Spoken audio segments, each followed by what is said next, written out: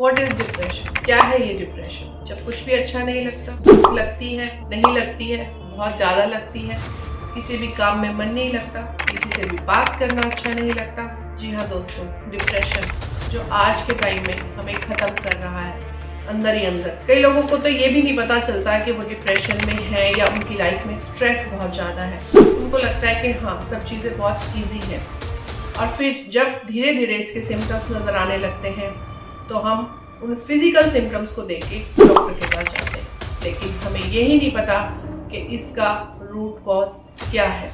नमस्कार दोस्तों, मैं हूँ वर्षा चावला और आज की इस वीडियो में मैं आपको कुछ टिप्स दूंगी कि कैसे मेडिटेशन और माइंडफुलनेस की हेल्प से आप अपनी स्ट्रेसफुल लाइफ से दूर जा सकते हैं। सबसे पहले तो हमें ये देखना होगा कि हमें साइकोलॉजिकली ये प्रॉब्लम है या फिजिकली ज्यादा इश्यूज है।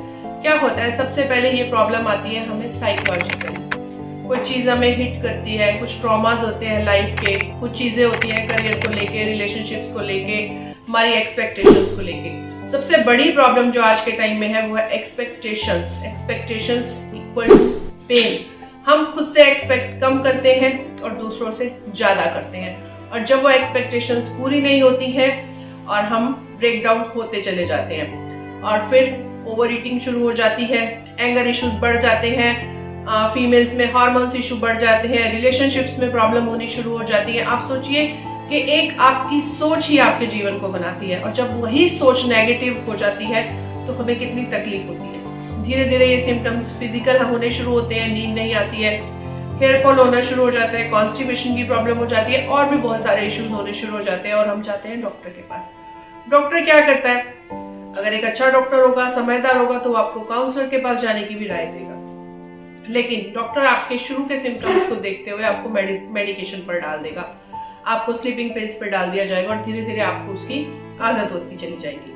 आप अपनी उस स्ट्रेसफुल लाइफ से बाहर निकल ही नहीं पाओगे, बल्कि आप और गहरे जाते चले जाओगे। तो आज मैं आपसे कुछ टिप्स शेयर करूंगी जिनको यूज करके आप अपनी स्ट्रेस और एंजाइटी की लाइफ से दूर होना शुरू हो जाएंगे। और एक चीज जो मैं आपको कहना चाहूंगी, यूनिवर्स का नियम है फ्रेंड्स, जो आप दोगे वही आपको मिलेगा। तो जो नेगेटिविटी आप दोगे, जो बैड वर्ड्स आप बोलोगे, जो एंगर आप दिखाओगे, वो घूम कर आपके पास वापस जरूर आएगा। इस चीज को हमेशा ध्यान रखिए। तो कोशिश करिए कि पॉजिटिव दो और पॉजिटिव लो।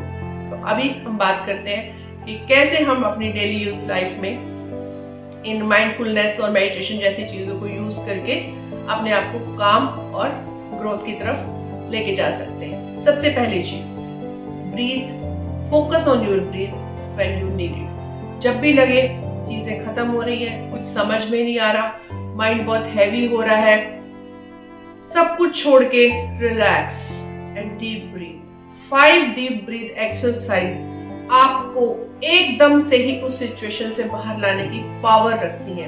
बिलीव मी, इसे ट्राई करिए। आप कोई इंटरव्यू देने जा रहे हैं, आप किसी से मिलने जा रहे हैं, आपकी कोई मीटिंग है, घर में कोई प्रॉब्लम है, 5 मिनट दीजिए सिर्फ खुद को।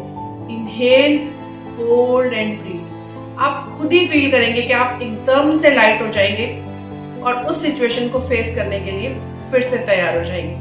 तो प्लीज इस ब्रीथिंग एक्सरसाइज को आप दिन में 10 बार करें, 5 बार करें, 2 बार करें, लेकिन करें, जरूर से जरूर करें। जब भी आपको लगता है कि चीजें बहुत हैवी हो रही हैं, मैं बहुत स्टक फील कर रही हूँ, आप प्लीज इस टेक्निक को ट्राई करें। सेकेंड थिंग जो बहुत ज्यादा इंपॉर्टेंट है, लिव इन प्रेजेंट। हाँ, आप जो काम कर रहे हैं आप उसके अंदर पूरी तरह से डूब जाए। आप वॉक कर रहे हैं, आप बर्तन वॉश कर रहे हैं, आप कपड़े धो रहे हैं, आप घर का कोई काम कर रहे हैं, आप खाना बना रहे हैं, लिव इन प्रेजेंट। मतलब आप वॉक कर रहे हैं, सोच कुछ और रहे हैं नहीं, आप अपने स्टेप्स को नोटिस करें, आप आसपास की ग्रीनरी को नोटिस करें, लोगों के कपड़ों को नोटिस करें, कौन क्या कर रहा है, उस मूवमेंट में रहिए। आगे क्या करना है, जाके पीछे से क्या लेके आ रहे हो, सब कुछ छोड़ के उस मूवमेंट में रहिए।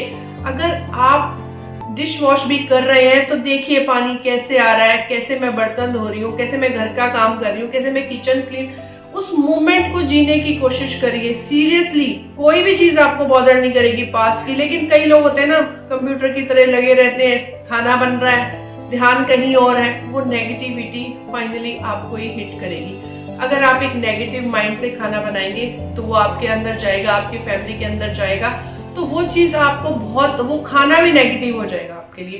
तो जब आप खाना बना रहे हैं, बहुत प्यार से अच्छा सा म्यूजिक चला के आप खाना बनाएं, और अगर आप बहुत नेगेटिव मोड में है, बहुत गुस्से में है, खाना बिल्कुल भी ना बनाएं, वो आपको डबल एनर्जी आपकी नेगेटिव करेगा। तो लिव इन प्रेजेंट। आप कुछ भी कर रहे हैं, कुछ भी, आप प्रेजेंट में जीना शुरू करें। Pay attention to your senses, मतलब हमारी जो 5 सेंसेस होती हैं, हमेशा उनको एक्टिव रखने की कोशिश करें। जो भी देखें उसको फील करें, उसके कलर को फील करें, आपने जो पहना है उसके टेक्सचर को फील करें। आप मिरर में खुद को देखते हैं तो खुद को फील करें। आप कहीं नई जगह जाते हैं तो वहां की फ्रेग्रेंस को फील करने की कोशिश, बार बार खुद को रिमाइंड, मतलब माइंड में लाएं कि हाँ मैं वहां गई थी तो इस तरह की फ्रेग्रेंस फील हुई थी। बहते हुए पानी को फील करें, मतलब अपनी सेंसेस को एक्टिव रखें। जब आप प्रेजेंट में रहते हैं और अपनी सेंसेस को एक्टिव करते हैं तो आपका माइंड पास्ट की चीजों को भूलना शुरू कर देता है। आप वहां से उस मेमोरी को खाली करके नई चीजों को लेके आए। आप फील करें, पक्षी सुबह सुबह जब आसमान में पक्षी उड़ते हैं, उनकी आवाज बहुत ही प्यारी लगती है।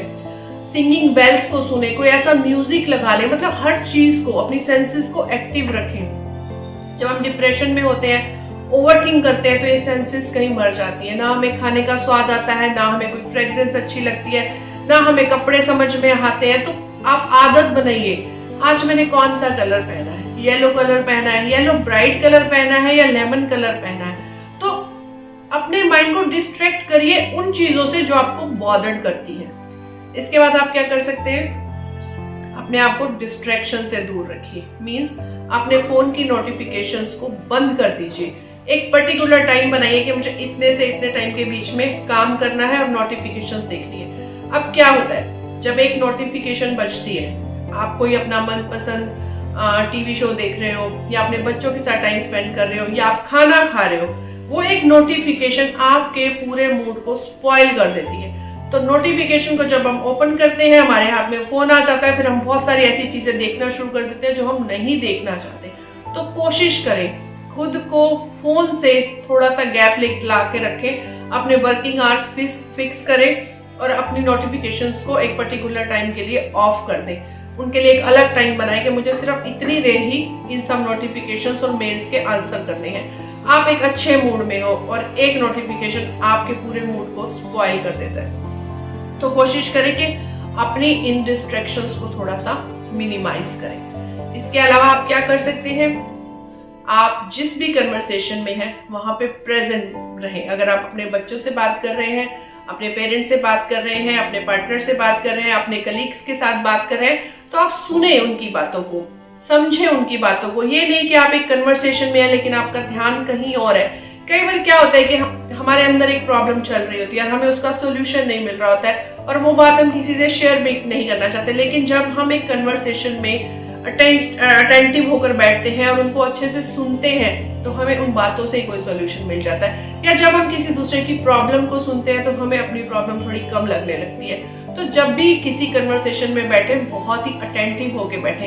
ये नहीं कि 4 लोग बैठे हैं, आप किसी किटी पार्टी में गए हो या कहीं डिनर के लिए गए हो, अपने बच्चों के साथ टाइम स्पेंड कर रहे हो, आपको कुछ समझ ही नहीं आ रहा कि यहाँ हो क्या रहा है। तो कोशिश करें कि आप उस मोमेंट को जिए, जो भी कन्वर्सेशन चल रही है उसमें पार्टिसिपेट करें, उसको ध्यान से सुने। इससे क्या होगा, आपके माइंड को डिस्ट्रैक्शन मिलेगी आपके पास्ट ट्रॉमा से या आने वाले कल के लिए जो आप सोच रहे हैं। फ्यूचर की टेंशन तो वैसे ही नहीं लेनी चाहिए क्योंकि हमें नहीं पता नेक्स्ट मोमेंट में क्या होगा। मैं यहाँ से बाहर जाऊंगी, बाहर जाने के बाद मेरे साथ क्या होने वाला है ये मुझे नहीं पता है। तो मैं सबसे ये रिक्वेस्ट करूंगी कि फ्यूचर की टेंशन को तो ना बिल्कुल ही छोड़ दें और पास्ट के ट्रॉमास को ही हम डिप्रेशन और एंजाइटी में कन्वर्ट कर लेते हैं। तो जो बीत गया आप उसको बदल नहीं सकते। कोई हमारी लाइफ से चला गया तो आप उसको ला नहीं सकते, और कोई अगर दिल तोड़ के गया है तो आप चाह के भी उस इंसान के साथ वापस पैचअप ना ही करें तो आपके लिए अच्छा होगा।